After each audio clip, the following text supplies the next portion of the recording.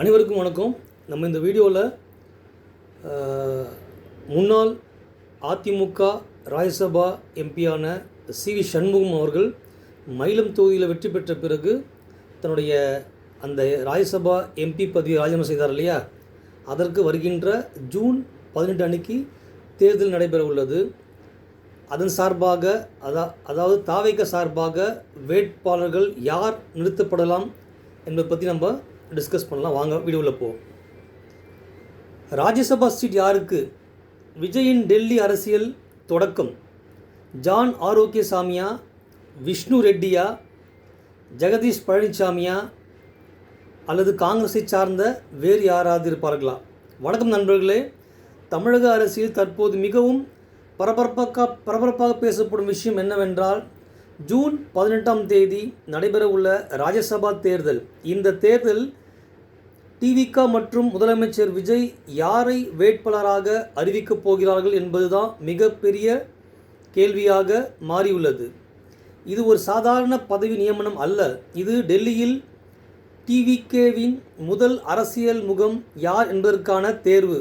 அதனால் இந்த முடிவு தமிழக அரசியலையும் தேசிய அரசியலையும் பாதிக்கக்கூடியதாக பார்க்கப்படுகிறது. ஏன் இந்த ராஜ்யசபா சீட் முக்கியம்? மக்களவைக்கு நேரடியாக மக்களால் தேர்ந்தெடுக்கப்படும் உறுப்பினர்கள் செல்வார்கள். ஆனால் ராஜ்யசபா என்பது மாநிலங்களின் பிரதிநிதித்துவ அவை. ஒரு புதிய அரசியல் சக்தியாக உருவெடுத்துள்ள டிவிகே தற்போது தமிழக ஆட்சியில் இருக்கிறது என்ற சூழ்நிலையில் டெல்லியில் தங்களது குரலை யார் ஒலிக்க வைக்கப் போகிறார்கள் என்பது மிக முக்கியமான அரசியல் முடிவு. இன்று தமிழகத்தில் ஆட்சி நடத்துவது ஒரு விஷயம், ஆனால் தேசிய அரசியலில் பங்கேற்பது வேறு விஷயம். காங்கிரஸ் ஏன் இந்த சீட்டை கேட்கிறது? டிவிகே மற்றும் காங்கிரஸ் கூட்டணி உறவில் இருக்கின்றன. அதனால் கூட்டணி தர்மத்தின் அடிப்படையில் இந்த ராஜ்யசபா சீட்டை காங்கிரஸுக்கு வழங்க வேண்டும் என்ற எதிர்பார்ப்பு அக்கட்சியில் இருக்கலாம்.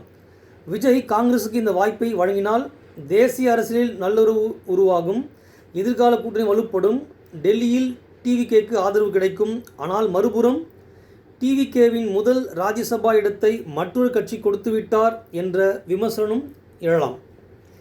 பிரவீன் சக்கரவர்த்திற்கு வாய்ப்பு இருக்கிறதா? அதாவது காங்கிரஸை சார்ந்த திரு பிரவீன் சக்கரவர்த்திற்கு வாய்ப்பு இருக்கிறதா? பிரவீன் சக்கரவர்த்தி போன்ற காங்கிரஸ் தலைவரின் பெயர் அரசியல் வட்டாரங்களில் பேசப்படுகிறது. அவர் பொருளாதார நிபுணர், தேசிய அரசியலில் அனுபவம் உள்ளது, டெல்லியில் திறம்பட செயல்பட முடியும். ஆனால் கேள்வி என்னவென்றால், டிவிகே வென்ற பிறகு கிடைக்கும் முதல் பெரிய வாய்ப்பை ஏன் வேறு கட்சி கொடுக்க வேண்டும்? இதுதான் டிவிகே தொண்டர்களின் மனதில் எழக்கூடிய கேள்வி. அடுத்ததாக திரு ஜான் ஆரோக்கியசாமி பெயர் ஏன் முக்கியம்? ஜான் ஆரோக்கியசாமி தற்போது விஜயின் முக்கிய அரசியல் ஆலோசகர்களில் ஒருவராக பார்க்கப்படுகிறார். விஜயின் அரசியல் பயணத்தின் ஆரம்பம் முதல் பல முக்கிய முடிவுகளில் அவருடைய பங்கு இருப்பதாக கூறப்படுகிறது. அவரை ராஜ்யசபாவுக்கு அனுப்பினால் விஜய் நேர் நம்பிக்கை டெல்லியில் இருக்கும், அரசியல் தகவல்கள் நேரடியாக பரிமாறப்படும், தேசிய ஊடகங்களில் டிவிகேவின் கருத்தை வலுவாக வைக்க முடியும். அதனால் அரசியல் ரீதியாக அவருக்கு நல்ல வாய்ப்பு இருப்பதாக பலர் கருதுகிறார்கள். மூன்றாவதாக விஷ்ணு ரெட்டி பெயர் ஏன் பேசப்படுகிறது? விஷ்ணு ரெட்டி விஜயின் நெருக்கமான நண்பர் மற்றும் ஆலோசகராக அறியப்படுகிறார். இவர் ராஜ்யசபா வென்றால் விஜயின் அரசியல் மற்றும் நிர்வாக நோக்கங்கள் நேரடியாக டெல்லியில் பிரதிபலிக்கும். ஆனால் இதற்கு எதிர்ப்பும் வரலாம். கட்சிக்காக உழைத்தவர்களை விட நண்பர்களுக்கு முக்கியத்துவமா என்ற கேள்வியும் எழலாம். நான்காவதாக ஜெகதீஷ் பழனிசாமி பெயர் ஏன் வலுவாக உள்ளது? ஜெகதீஷ் பழனிசாமி கட்சி அடிப்படையில் முக்கிய பங்கு வகிப்பவர் என்று பலர் கருதுகின்றனர். அவருக்கு வாய்ப்பு வழங்கப்பட்டால் டிவிகே ஒரு முக்கியமான அரசியல் செய்தியை அனுப்பும். அதாவது நண்பர்கள் அல்ல, உழைத்தவர்களுக்கு பதவி.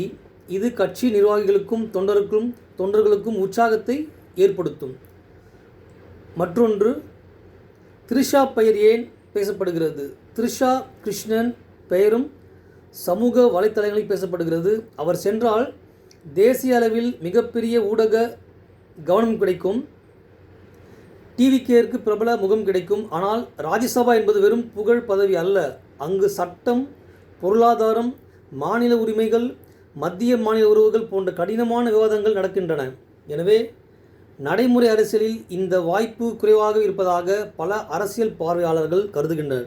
விஜய் என்ன சிக்னல் கொடுக்கப் போகிறார்? இந்த ஒரு முடிவின் மூலம் விஜய் 3 விஷயங்களில் ஒன்றை அறிவிக்கப் போகிறார். கூட்டணி அரசியல் காங்கிரஸ் கொடுத்தால், நம்பிக்கை அரசியல் ஜான் ஆரோக்கியசாமி அல்லது விஷ்ணு ரெட்டிக்கு கொடுத்தால், கட்சி வளர்ச்சி அரசியல் ஜெகதீஷ் பழனிசாமி போன்ற நிர்வாகி கொடுத்தால். இந்த முடிவு 2029 பாதிக்குமா? நிச்சயமாக பாதிக்கும். ஏனெனில் ராஜ்யசபா உறுப்பினர் என்பது வெறும் எம்பி அல்ல. அவர் டெல்லியில் டிவிகேவின் நிரந்தர அரசியல் முகம். அடுத்த சில ஆண்டுகளில் மத்திய அரசுடன் பேச்சுவார்த்தை, மாநில நிதி, காவேரி பிரச்சினை, நீட் பிரச்சினை, மொழிக் கொள்கை பிரச்சினை, தமிழ்நாடு உரிமைகள் போன்ற விஷயங்களில் டிவிகே சார்பாக குரல் கொடுப்பவர். முடிவாக நண்பர்களே, ராஜ்யசபா வேட்பாளர் அறிவிப்பு என்பது ஒரு சாதாரண அரசியல் நியமனம் அல்ல. இது டிவிகேவின் எதிர்கால தேசிய அரசியல் பாதைக்கு தீர்மானிக்கும் முக்கிய முடிவு. விஜய் கூட்டணி தர்மத்தை தேர்வு செய்வாரா? நம்பிக்கைக்குரிய நண்பர் தேர்வு செய்வாரா? கட்சிக்காக உழைத்தவரை தேர்வு செய்வாரா? அல்லது அனைவரையும் ஆச்சரியப்படுத்தும் புதிய முகத்தை அறிவிப்பாரா? இந்த கேள்விகளுக்கெல்லாம் பதில் ஜூன் 18 தெரிய வரும். தமிழக அரசில் வெற்றி பெற்ற விஜய் டெல்லி அரசில் தனது முதல் காயை எப்படி நகர்த்துகிறார்? அதுவே இன்றைய மிகப்பெரிய அரசியல் சஸ்பென்ஸ். மீண்டும் அடுத்த ஒரு விவாதத்தில் சந்திப்போம். நன்றி, வணக்கம்.